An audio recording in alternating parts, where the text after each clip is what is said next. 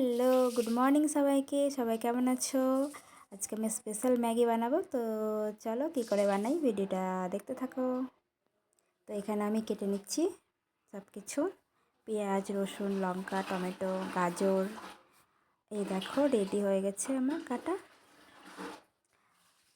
এইভাবে করে দেখবে, খেতে ভালো লাগে। তো ম্যাগিটা সেদ্ধ করে নিচ্ছি। এই যে সেদ্ধ করে জল ছাড়িয়ে নিলাম।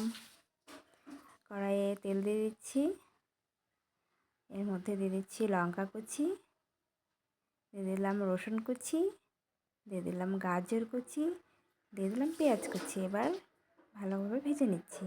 দিয়ে দিলাম টমেটোটাও, আর দেব এর মধ্যে অল্প লবণ। দিয়ে দিলাম লবণ।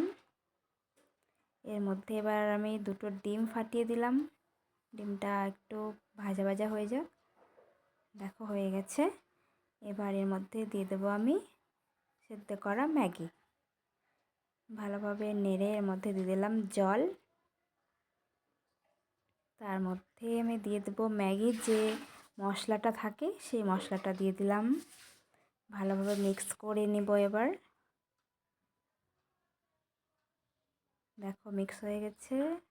এরকমই থাকবে হালকা, যেহেতু ম্যাগির স্যুপ স্যুপ খাবো। এই যে দেখো রেডি আমার ম্যাগি। কেমন হয়েছে অবশ্যই আমাকে কমেন্ট করে জানিও, আর তোমরা এভাবে ট্রাই করে দেখবো, খেতে খুবই সুন্দর লাগে। তো চলো সবাইকে টাটা।